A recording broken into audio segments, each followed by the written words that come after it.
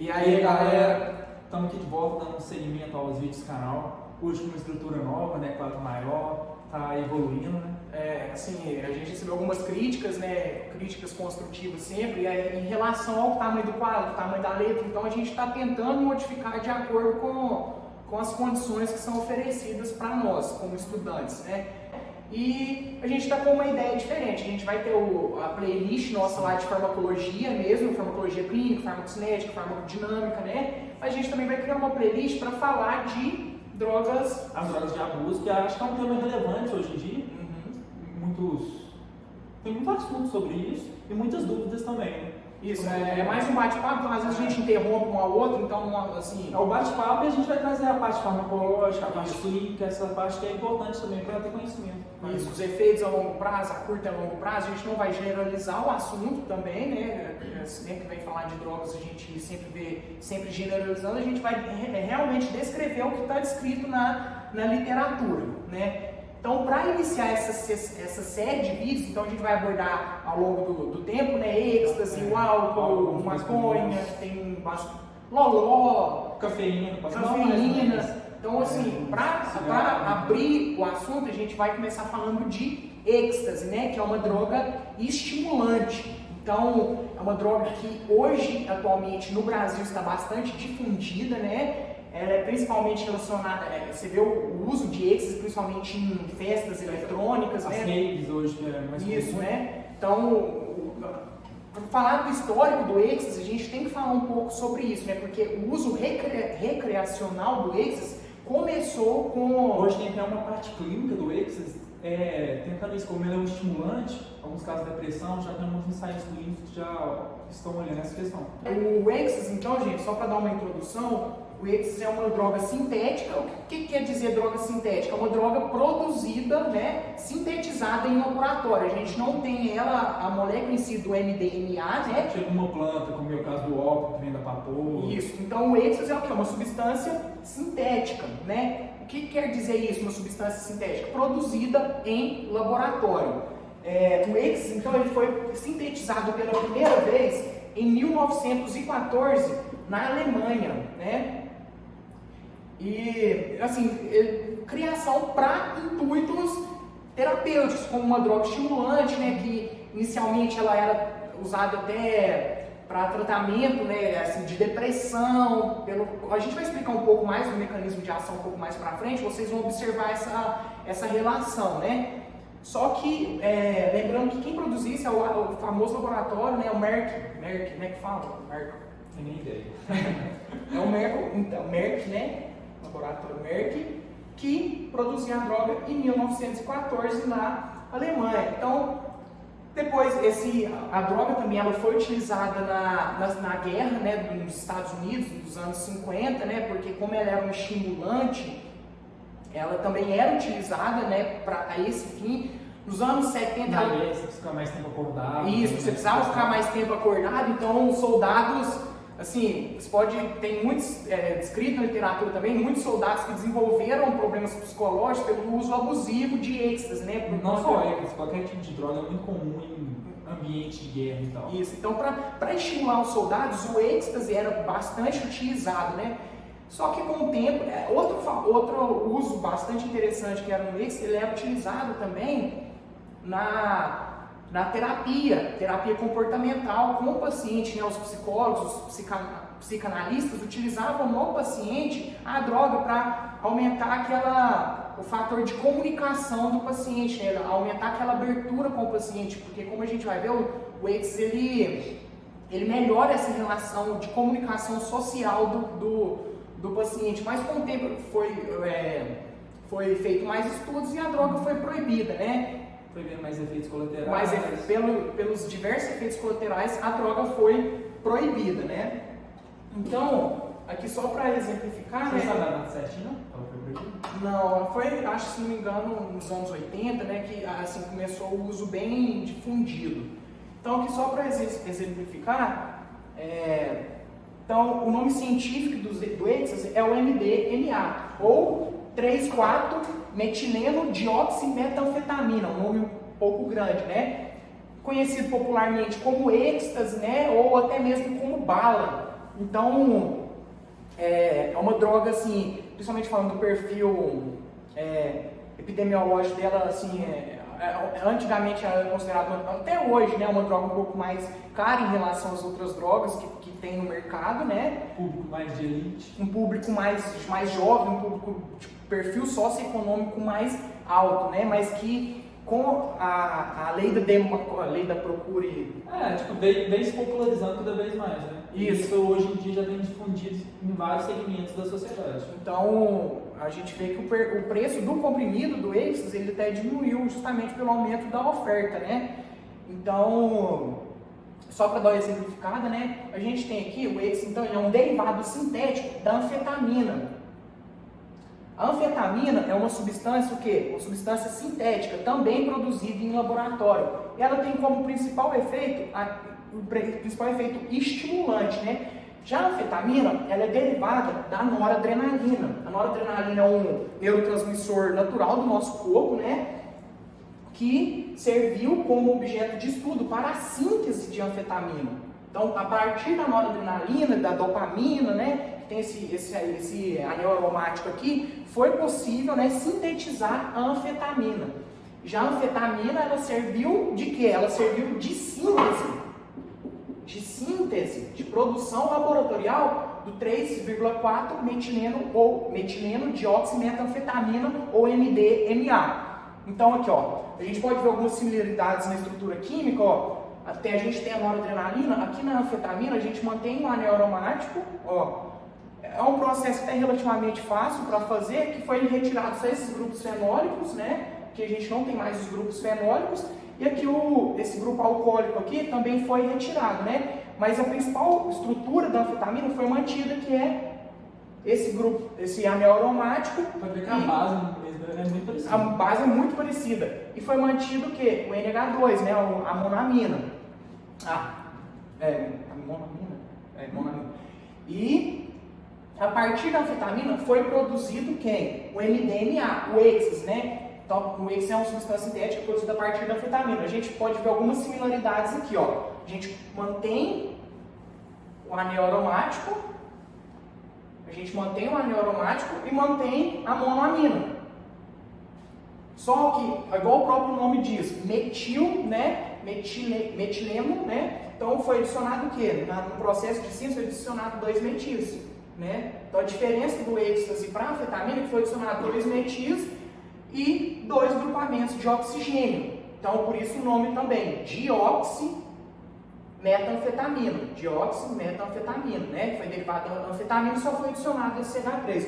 E só para mostrar como que aconteceu a síntese do êxtase.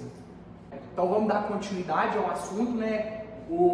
Agora, nessa parte de mecanismo de ação, eu vou falar sobre o êxtase, né? Porque eu e o Pedro, a gente fez o seguinte, a gente vai dividir por assuntos. Eu vou falar sobre êxtase, depois ele vem e vai falar mais sobre álcool, né? Então, esse restante eu vou estar explicando para vocês. Então, agora eu vou explicar um pouco sobre o mecanismo de ação. Como que o êxtase ele age no nosso organismo. Então, vamos lá. Qual que é o mecanismo de ação do MDMA? Então, o êxtase, gente, ele aumenta a liberação de 3 tipos. Ele aumenta a liberação e a recaptação de 3 neurotransmissores, muito conhecidos como a serotonina, a dopamina e a noradrenalina. Então, são esses neurotransmissores aqui responsáveis pelos efeitos observados pelo êxtase, né? A serotonina, muito conhecida como o neurotransmissor da felicidade, né? Que deixa o indivíduo mais feliz, né? A dopamina é o hormônio do prazer, né? O êxtase é muito conhecido também entre a cena eletrônica, né? Como droga do amor. Droga do amor. Por que droga do amor? Porque ela aumenta essa desinibição, essa relação interpessoal, justamente pelo aumento de quem, gente? Aumento de dopamina. A serotonina, né, que vai dar essa questão também do prazer, né, da felicidade, né? E também a gente tem, assim, em maior quantidade, a gente tem a liberação de quem? De serotonina. Mas a gente também tem a liberação de dopamina e de noradrenalina. A noradrenalina é um potente vasoconstritor. noradrenalina, daí também pode vir uns possíveis mecanismos dos efeitos tóxicos do êxtase no nosso organismo, que ele é um potente vasoconstritor, pode causar problemas cardiovasculares. Então, o que quer dizer essa liberação e recaptação de serotonina? Aqui é só para exemplificar uma sinapse, né, que é o encontro de um neurônio com outro neurônio. Então, o que acontece? O êxtase, o MDMA, ele se liga nesse transportador aqui, ó, que é chamado de SERT, que é o transportador de serotonina. Então, ele vai inibir o quê? A recaptação, esse 5-HT aqui, gente, é a serotonina, é a sigla dela. Então, vai ter uma alta concentração de quê? De serotonina na fenda sináptica. Então, a gente vai ter muita serotonina, muita mesmo. Por isso que o êxtase, você tem aquela vigorosidade, aquela contração muscular, né? E também vai inibir o quê? A recaptação da serotonina, porque o êxtase, ele inibe esse transportador de SERT. Então,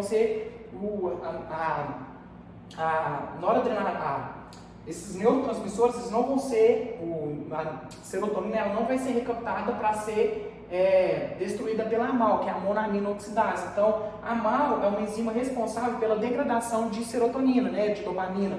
Então, essa enzima como vai estar bloqueada aqui pelo MDMA, a serotonina não retorna e ela vai ficar o quê? Mais tempo na fenda sináptica. Então, a gente vai ter uma alta concentração aqui na fenda sináptica. Então, aqui, como eu disse, então, ele aumenta a liberação e recaptação desses neurotransmissores, ele inibe a AMAL, olha para você ver o quanto é potente a droga. E, além disso, ele diminui a atividade da triptofano hidroxilase. Essa triptofano hidroxilase é a enzima responsável pela síntese de triptofano. E triptofano é responsável, né, pela conversão em serotonina. Então, o triptofano é um aminoácido, né, sintetizado por essa enzima aqui, triptofano hidroxilase, né, que no final vai formar quem? A serotonina. E aqui então, aqui, ó, o êxtase vai aumentar essa liberação de serotonina a curto prazo, só que a longo prazo você vai ter uma diminuição, como ele vai inibir a triptofano hidroxilase, você não vai ter produção, você vai ter um esgotamento daquelas reservas de serotonina, aí você tem aqueles efeitos chamado de bad trip, né, que é aquela bad após o uso de êxtase. Então aqui a gente tem algumas manifestações bem clássicas do êxtase, né? A gente tem a midrise, né, que midrise é a pupila bem dilatada mesmo, né? Uma das manifestações mais comuns do êxtase é pela midrise, né? Euforia, bem-estar, né? A desinibição são todos efeitos responsáveis por quem? Serotonina, dopamina, que vão aumentar aquela comunicação social do indivíduo. Então o indivíduo vai se sentir bem, vai sentir o melhor da festa, né? Ele vai se sentir o cara. Por quê? Porque ele está com aquela grande concentração de neurotransmissores responsáveis pela felicidade e bem-estar. Só que é uma concentração muito alta e depois a gente tem que saber que isso vai o quê? Decair. Vai esgotar nossas reservas de neurotransmissores. Então isso vai dar um processo, pode causar um processo depressivo que é chamado de, nascido em inglês, My-Dix Blues, que é a famosa depressão de meio de semana que o uso de êxtase pode causar. Além disso, o êxtase, ele em altas doses, ele pode ter efeito o quê? Alucinógeno, né? Então, ele é uma droga, ele é classificado como uma droga estimulante, mas também como uma droga alucinógena dependente da dose. Então, quanto maior a dose, né, você corre risco de ter o quê? De ter alucinação, né? Esses são efeitos, gente, a curto prazo, são efeitos que acontecem nas 24 primeiras horas, né? Lembrando que o êxtase normalmente é ingerido por via oral, o início da ação dele é de cerca de 20 a 60 minutos após o uso, né? Isso vai variar de indivíduo para indivíduo, e o tempo que os efeitos do êxtase vai permanecer no organismo é cerca de 4 a 6 horas após o uso do êxtase. Esses efeitos de curto prazo, só que lembrando, a gente tem alguns efeitos a longo prazo que o êxtase pode causar no indivíduo, né? Outra manifestação clínica bem preponderante do êxtase é a sudorese, né?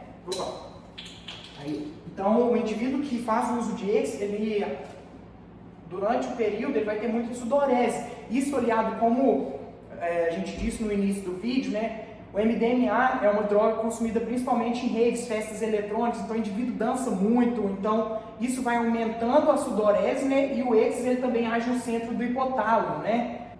Esses hormônios aqui eles são responsáveis também pelo controle da temperatura corporal. Um dos efeitos mais marcantes do êxtase, uma das complicações mais marcantes do êxtase é o que? A hipertermia, que é o que? A elevação da temperatura corporal. Então, indivíduos que fazem o consumo de êxtase pode ter a elevação da temperatura em um nível muito alto, né? Podendo chegar até 42, 43 graus. Isso pode ocasionar coagulação sanguínea, complicações cardiovasculares, desnaturação proteica. Então, uma das maiores causas, assim, o êxtase, comparado com outras drogas, é uma droga assim, que os usuários relatam como segura, né? Realmente é uma droga que não tem um potencial de dependência tão alto como outras drogas, mas esses efeitos do êxtase, né? Essas complicações, ela pode levar o indivíduo a óbito, principalmente quando utilizado com outras drogas, seja drogas depressoras, sejam drogas também estimulantes, né? Então aqui outros efeitos, né? A autoestima do indivíduo vai aumentar, né? Vai ter diminuição do apetite, que age também no centro da fome. E outro efeito bastante marcante do uso do êxtase é o bruxismo, que é como que eu explico o bruxismo? É o rangido dos dentes, tanto que uma das formas de reduzir os danos você vê muito em festas eletrônicas, em raves, o pessoal usando o quê? Palitos de pirulito, para evitar que o indivíduo morda a região da boca, né, essa gengiva, para evitar esse sangramento. Então o bruxismo é uma outra manifestação clínica do êxtase, né? Então a gente pode observar que a maioria desses efeitos a curto prazo se relaciona com o indivíduo, a comunicação dele. A gente tem uma melhora da comunicação do indivíduo, da comunicação interpessoal, além de ter alguns efeitos clínicos, como o bruxismo, né, a sudorese. E isso a curto prazo. A gente também tem os efeitos a longo prazo, que são principalmente relacionados ao abuso da droga, né, abuso em relação a usar com mais frequência. Então o indivíduo pode desenvolver problemas psiquiátricos, né, como transtornos de pânico, ansiedade, dificuldade de sono. Vale salientar que o êxtase ele destrói vias serotoninérgicas, noradrenérgicas. Então essa destruição de receptores podem trazer consequências irreversíveis, principalmente no centro do sono, a questão da ansiedade. O indivíduo pode desenvolver problemas, principalmente psiquiátricos, a longo prazo, né? Mas isso depende. Como eu disse, o êxtase é uma droga, ela não causa tanto vício igual a maconha, igual a cocaína, né? Mas é uma droga que causa tolerância, pode causar tolerância ou vício também, dependendo da frequência que o indivíduo use, né? No caso, a tolerância é o que? O indivíduo vai precisar cada vez de uma dose maior para ter os mesmos efeitos que ele sentiu na primeira vez que ele utilizou. Então, a tolerância e dependência pode sim acontecer com eles, mesmo que em menores proporções do que outras drogas, né? E essas as complicações que o êxtase pode causar no indivíduo. Apesar de ser, teoricamente, uma droga mais segura que outras drogas que a gente tem no mercado, do que a gente tem por aí, né? Pode ter algumas complicações, como hipertermia, né, que aumenta a temperatura corporal, complicações cardiovasculares, né, em decorrência da liberação de noradrenalina, de serotonina, que vão causar uma vasoconstrição, principalmente na musculatura vascular, né, pela ligação dos receptores 5-HT2, né, de serotonina. A noradrenalina, como a gente sabe, é uma substância o quê? Vasoconstritora. Então, o êxtase em si, ele pode não matar, mas se o indivíduo já tiver um problema cardiovascular não descoberto, a droga pode ser fatal.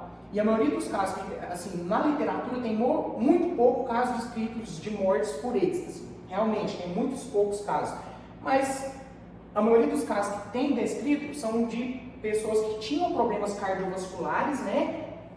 E após o uso do êxtase, ele teve pode ter um infarto, algum problema cardiovascular mesmo, né?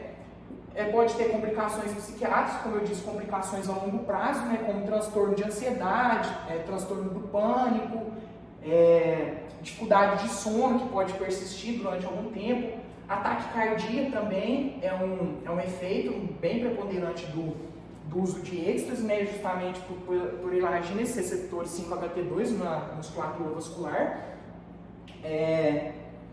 Então é isso que sobre as manifestações. Então, o mecanismo de ação, as manifestações, as complicações que o êxtase pode causar. Vale salientar, gente, que como essa sudorese que o indivíduo uma das complicações também, gente, é a desidratação. Esqueci de colocar aqui, ó, uma das principais, desidratação. Como o indivíduo, o êxtase é bastante utilizado em músicas e festas, músicas que necessitam de movimentos repetitivos o tempo inteiro, né, associados a raves, o indivíduo pode ter uma desidratação por perda de fluidos corporais. Então, é necessário uma reposição de água, por exemplo. Só que aí a gente entra em outro problema, porque o êxtase, ele libera um hormônio chamado de ADH, hormônio antidiurético, ou seja, esse hormônio, ele, quando liberado pelo uso de êxtase, ele vai causar uma retenção urinária no indivíduo. Então, o que acontece? Muitos indivíduos, por essa desidratação, começam a beber muita água nas raves, em festas, e o que acontece? Ele não sabe que o êxtase faz liberar em grandes quantidades esse hormônio antidiurético. Então, isso pode ocasionar aquela concentração. Então, a gente vai bebendo água, não vai urinar, você vai ter uma alta concentração de água no organismo, e isso pode ocasionar uma complicação, edema pulmonar, né? Inchaço no cérebro, um edema cerebral. Então, o ideal é o indivíduo que opta por utilizar, eu não aconselho, né? Mas o indivíduo que opta por utilizar, é necessário beber água, mas beber água com moderação, não beber muita água, porque pode ocasionar essa retenção de água no corpo. Então, isso que eu queria falar sobre mecanismo de ação, manifestação e complicações. Que para o êxtase, a gente não tem, a indústria farmacêutica não conseguiu desenvolver nenhum antagonista. O que seria isso? Por exemplo, no caso de intoxicação por paracetamol, a gente tem a N-acetilcisteína. No caso do MDMA, não tem nenhum antagonista. Ou seja, se o indivíduo chega no hospital com uma intoxicação aguda por êxtase, ele não tem nenhum antídoto que você vai injetar no paciente e ele vai reverter esses casos, ele vai se ligar nos receptores de MDMA. Então, isso é outro fator que dificulta a intoxicação grave por êxtase. O que é tratado quando o paciente chega por intoxicação no hospital? É tratado principalmente a hipertermia, né, com medicamentos que vão diminuir a temperatura corporal, né, tratamentos dos problemas cardiovasculares, mas então você sempre vai tratar as causas secundárias do uso de MDMA. Você não tem um antídoto para a intoxicação aguda do êxtase, é mais uma complicação que temos por aí. Então, para terminar, eu vou falar sobre algumas adulterações que são encontradas no comprimido de êxtase. Há um estudo que foi feita a avaliação de vários comprimidos de êxtase e foram encontradas diversas outras substâncias, né? Lembrando que a droga é uma droga ilícita, é uma droga proibida, né? Uma droga que dentro de um contexto social, ela traz diversos problemas de sociedade mesmo, problemas sociais, né? E um dos problemas que tem no êxtase é a quantidade de adulteração. Em si, é muito raro você ter um comprimido somente com MDMA. A maioria dos comprimidos de êxtase que temos no mercado hoje, né, no mercado ilícito, no mercado negro, a gente encontra outras substâncias para aumentar o rendimento da droga. Então a pureza, às vezes, do MDMA é muito baixa. Então isso, às vezes, pode ser adicionado outras substâncias que aumentam a chance de intoxicação. Por exemplo, a gente tem uns estimulantes bem comuns em comprimidos de êxtase, eles adicionam muita cafeína, que é um estimulante. Pseudoefedrina é uma substância que é até encontrada em antigripais, né? Eles isolam esse composto pseudoefedrina, né?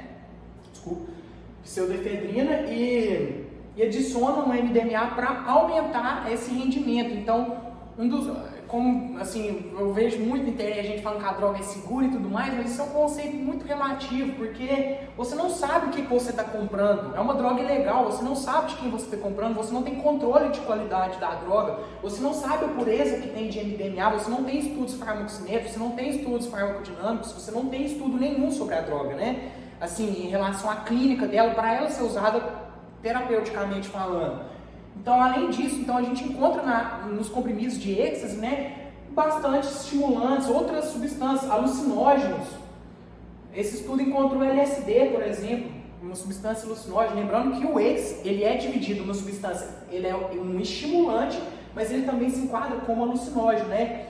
É mais incomum esse efeito alucinógeno, mas dependendo da dose que o indivíduo utilizar, né, normalmente os comprimidos que tem no mercado negro varia aí de 80 a 170 miligramas, então dependendo da dose que o indivíduo tomar, ele pode ter esses efeitos alucinógenos, né? Então foi encontrado LSD, PMA, MDA, N-etil-3, que são substâncias alucinógenas. Então lá vem o questionamento: qual que é a qualidade do produto que você está consumindo? Não tem como você falar que algo é seguro se você não sabe o que você está comprando. Então não tem como você saber. Ok, na literatura tem alguns estudos do MDMA, mas não... E a mistura de todos esses compostos? Então isso torna um pouco perigoso. Lembrando que indivíduos também misturam com outras drogas, né? Isso pode aumentar a chance de intoxicação. Então lembrando, é uma droga, ok, causa menos dependência que outras drogas, mas tem indivíduos que exageram, né? Causa tolerância também. Indivíduos precisam cada vez de doses maiores para obter aqueles mesmos efeitos euforizantes. E pode ter efeitos de curto prazo, né, que pode causar morte, né, dependendo se o indivíduo tem um problema cardíaco que você não sabe, você pode descobrir na hora que você utilizar o êxtase, né? Problemas psiquiátricos, então o êxtase ele pode desenvolver, ele pode ser um fator de risco para outros problemas que podem sim te levar a óbito. E tem muitos poucos estudos ainda sobre os riscos realmente que o êxtase traz. Então, para terminar, só dar um recado mesmo, né? Você como profissional de saúde, até mesmo indivíduo, né? Algum dia presencial, o indivíduo que tem aqueles sintomas de complicação pelo uso de êxtase, como hipertermia, complicações cardiovasculares, taquicardia, né? É necessário procurar ajuda médica para estar tratando essas complicações que podem levar o indivíduo até a óbito, né? Problemas psiquiátricos. Então, caso você presencie um indivíduo que utilizou e está passando por esses efeitos colaterais, fazer com que ele procure a ajuda médica, né, e talvez aconselhar ele no uso de algumas substâncias, como vitamina C, ácido lipoico, que são substâncias que você encontra até na farmácia. Vitamina C você encontra principalmente na laranja, né, que são substâncias antioxidantes, porque o MDMA ele causa um estresse oxidativo muito grande nas células, né, ocasionando a formação de radicais livres, né, como a gente sabe, radicais livres é prejudicial para as células do nosso corpo, né.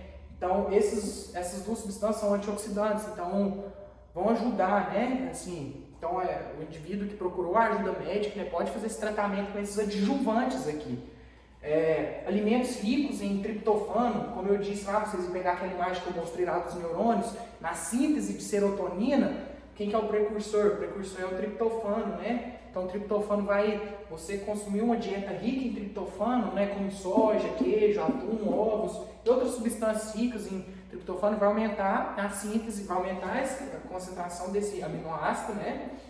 E, consequentemente, vai aumentar a quantidade de serotonina, né? Então, uma dieta rica em triptofano é bastante essencial para essa reposição, né, de serotonina. Lembrando que a curto prazo, né, o êxtase vai ter como se fosse um gráfico aqui, ó. Deixa eu desenhar melhor isso aqui. Como se no início, né, a curto prazo você tem aquela maciça liberação de neurotransmissores, né? Só que a longo prazo você vai ter um esgotamento, como se fosse um gráfico mais ou menos o seguinte: você faz o uso do êxtase, né, você vai ter aquela liberação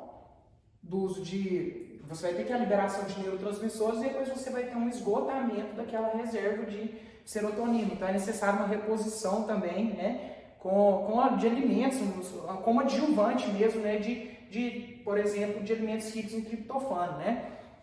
E outro fator que pode servir como adjuvante é dormir em locais com baixa incidência de luz, né, para aumentar a produção de melatonina, que a gente sabe que é um hormônio importante na regulação do sono, né? E um dos efeitos colaterais do EX é problemas relacionados à insônia. Então, galera, é isso que eu queria passar sobre o EX, né? Lembrando que não é aconselhável o uso, né, por todos os problemas que a gente tem de complicações de saúde, mas também por essa questão social, né, de ser uma substância ilícita. Então é isso, obrigado.